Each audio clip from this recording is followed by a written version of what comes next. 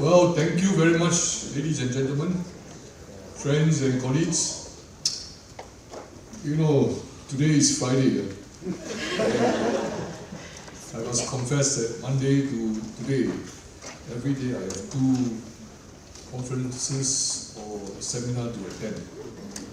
And I am actually quite exhausted.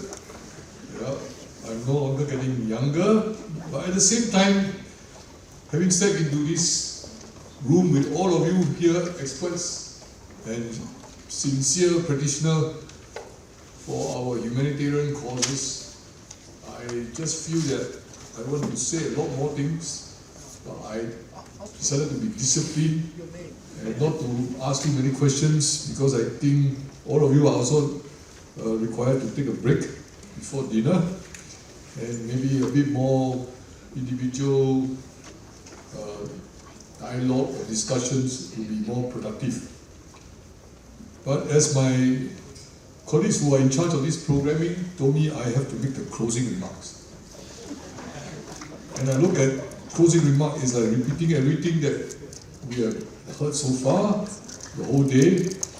So with due respect to Alistair Cook and his team, Nandini, I will just simply summarize what you asked me to read.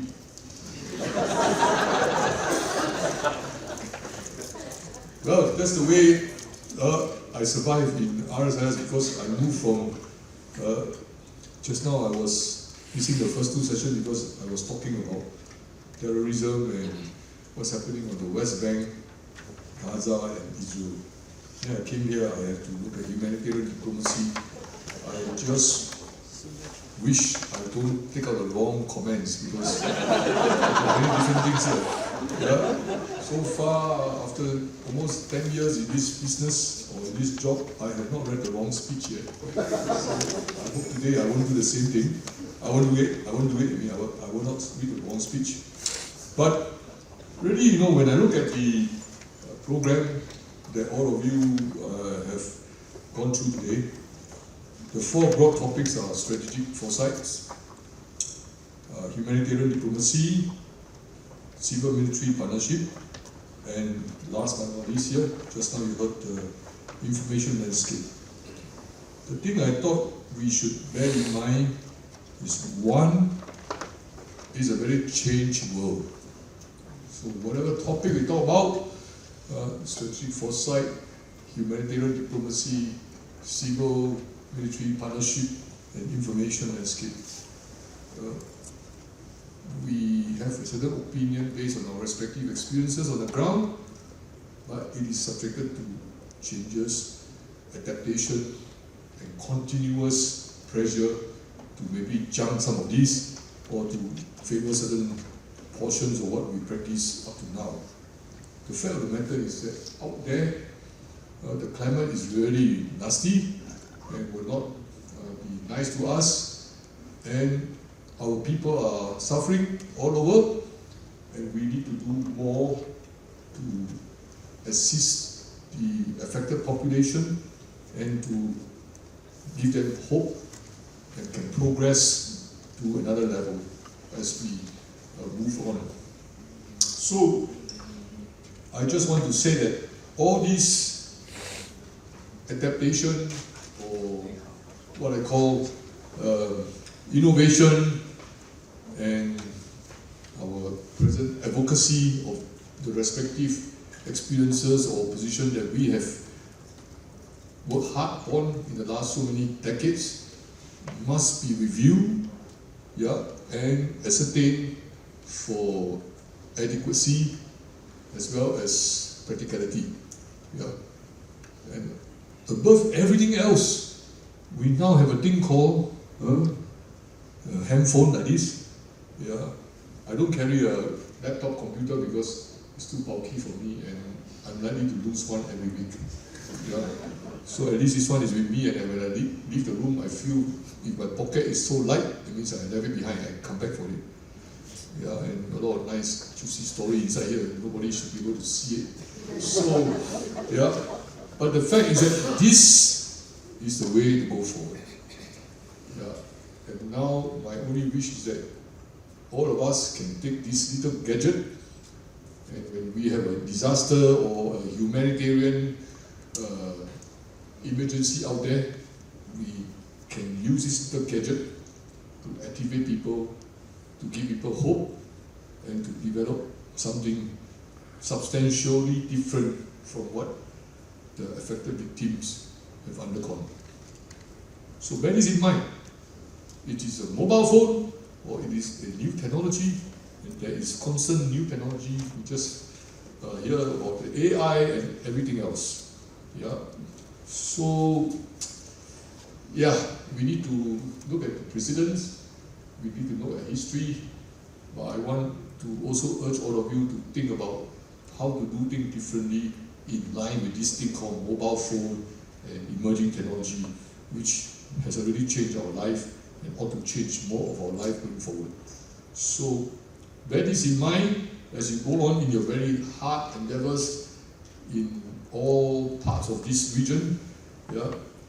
But the fact is that we are likely to continue to labor further with all these changes, and if we ourselves don't feel optimistic or having the what we call juice in our tank to carry on, I think our victims of natural disasters and man-made disasters will be in a more dire strait. So I want to encourage all of you, yes, there are problems, there are challenges, but don't start to debate and argue, just be practical. Yeah.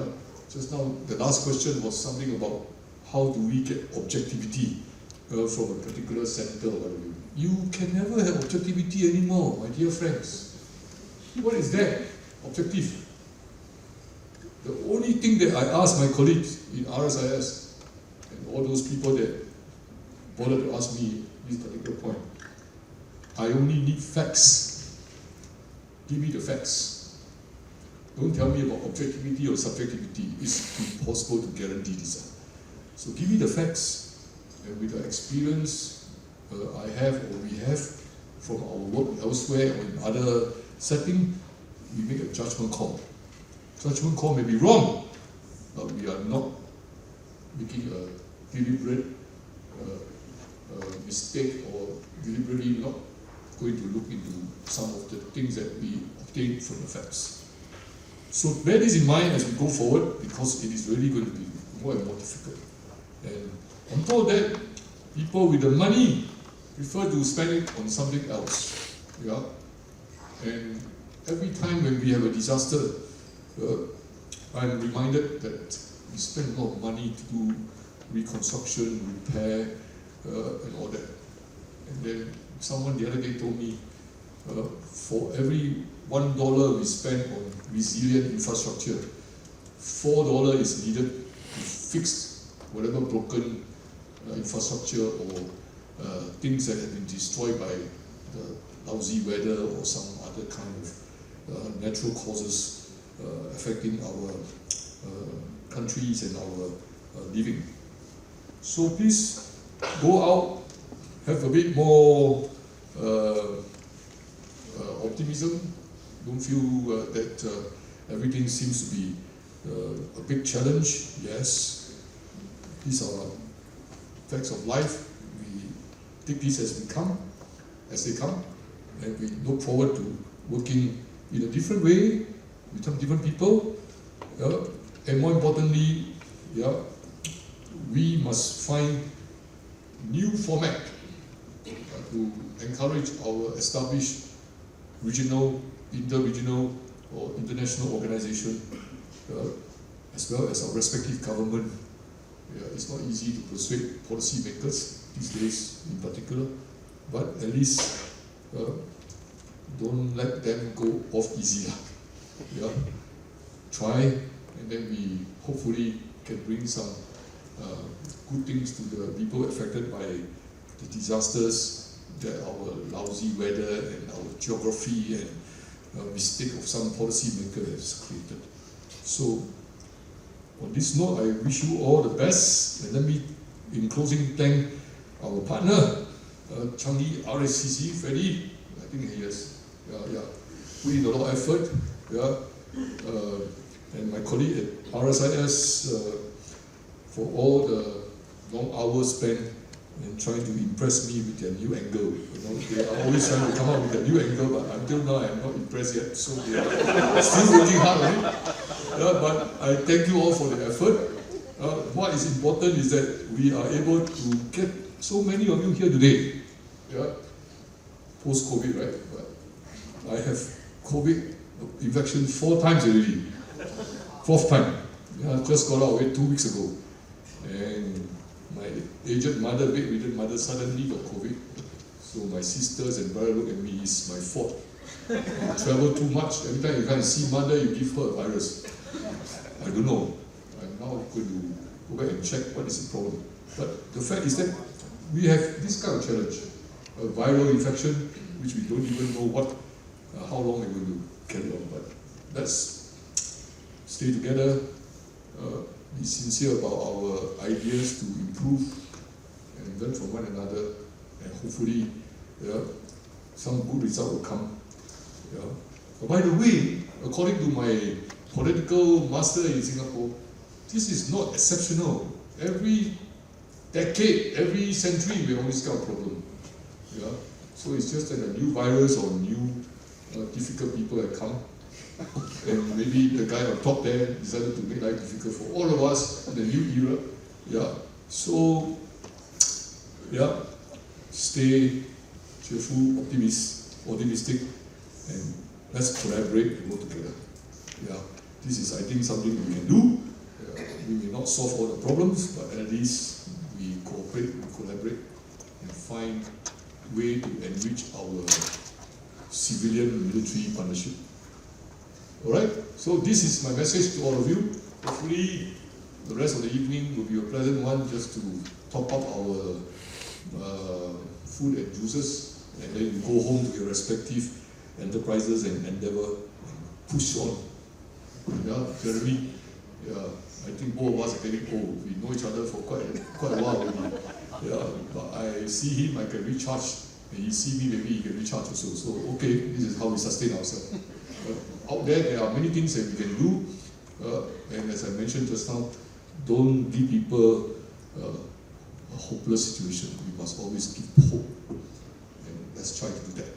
Thank you very much for your attention, and welcome to Singapore. Enjoy the rest of the day and night. For those of you having a trip home, safe journey.